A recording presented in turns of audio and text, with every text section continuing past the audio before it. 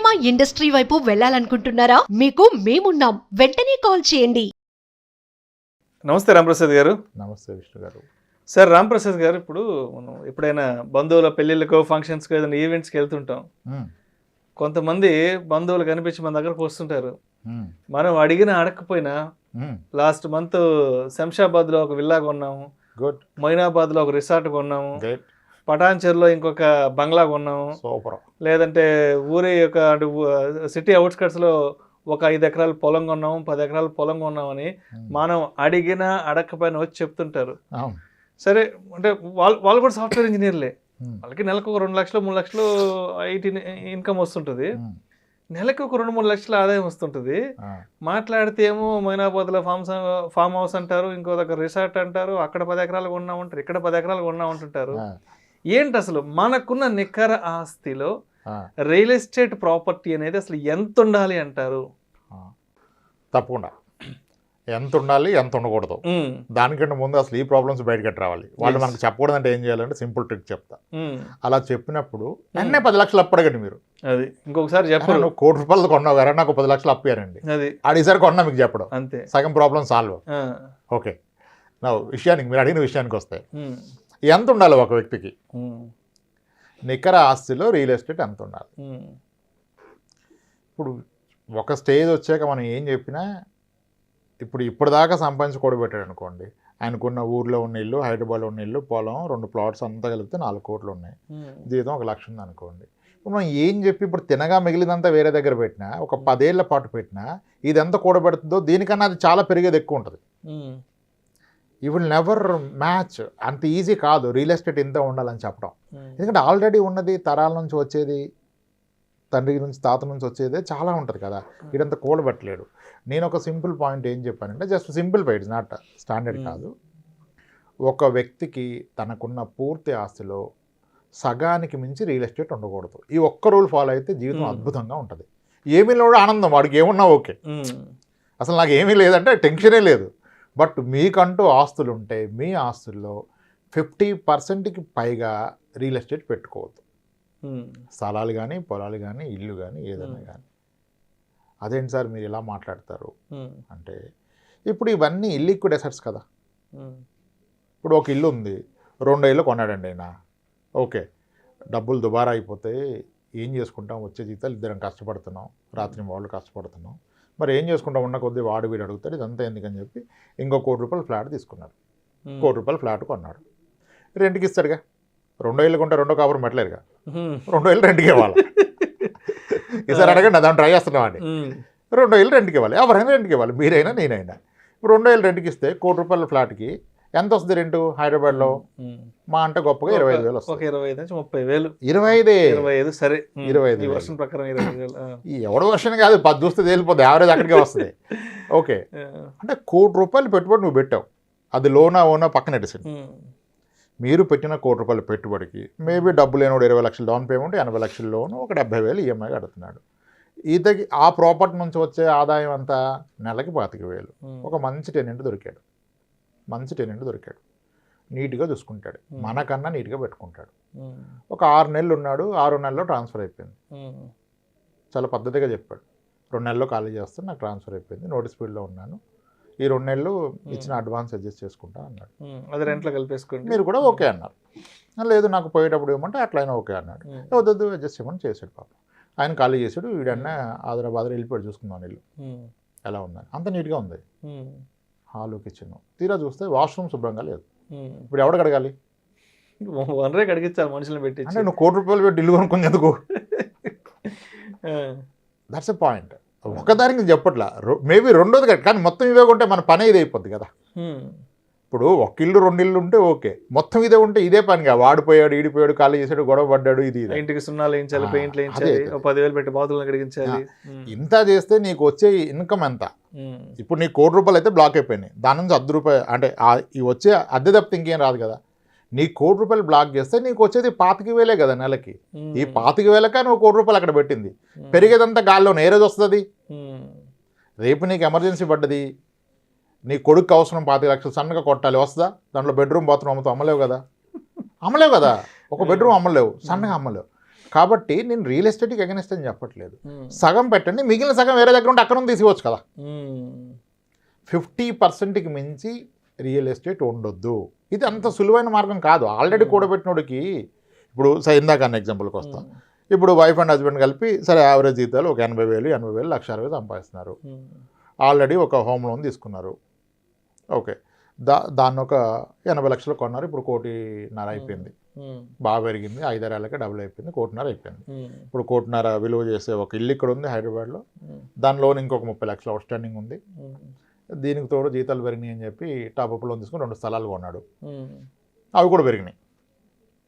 అవి 2 కలిపి ఒక 80 లక్షలు అయింది. 1,50,00,000 ప్లస్ 80 330 230. ఓకే, 230 అయింది.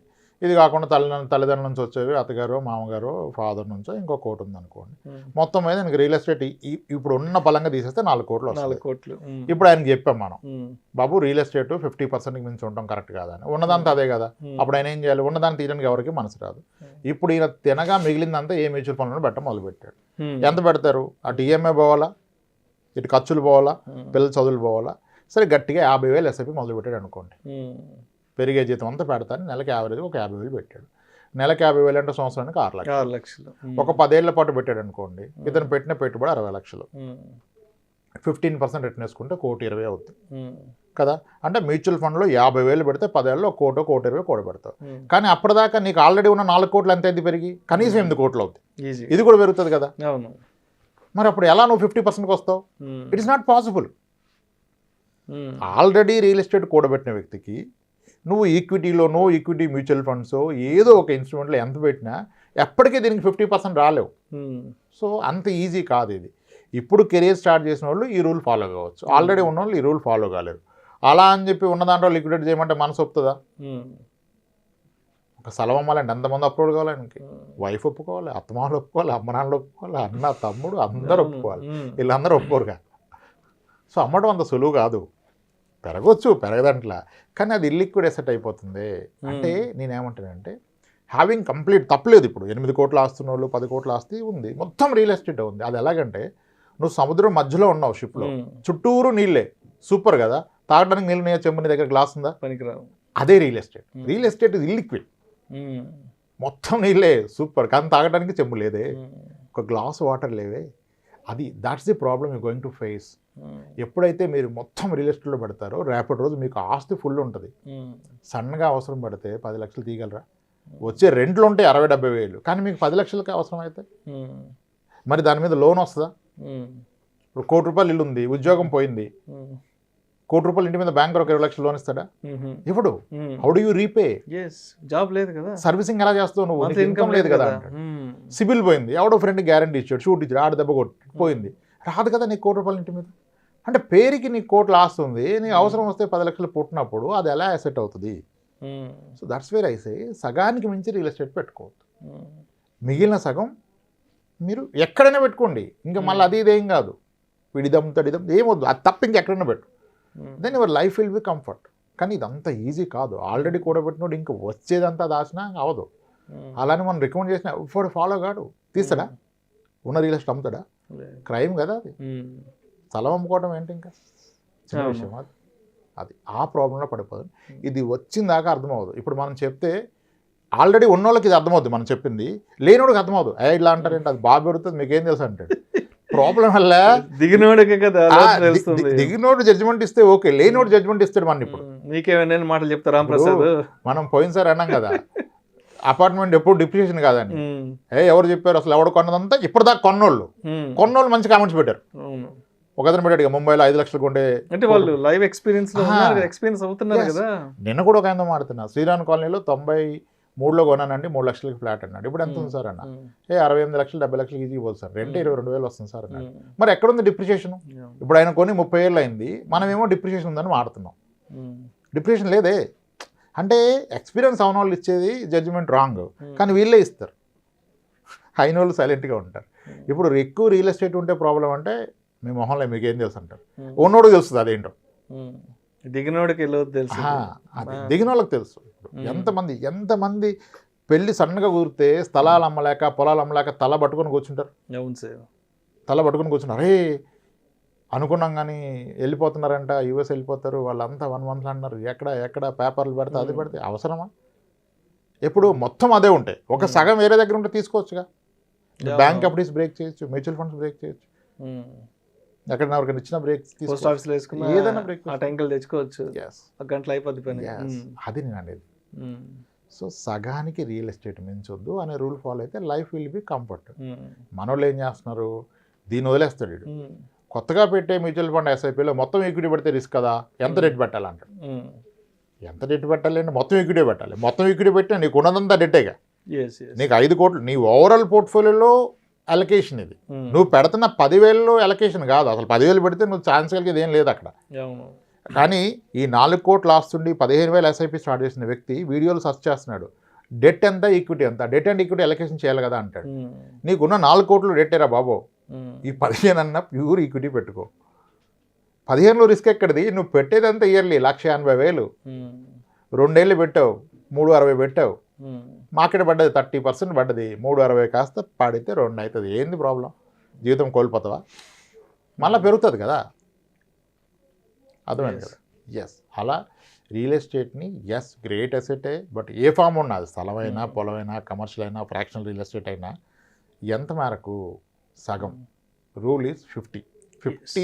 It should not be beyond 50. If it is less than 50, you are lucky, you are a good guy. Yes. If it is beyond 50, you are already in bad. Thank you so much, Ram Prasad garu. Thanks.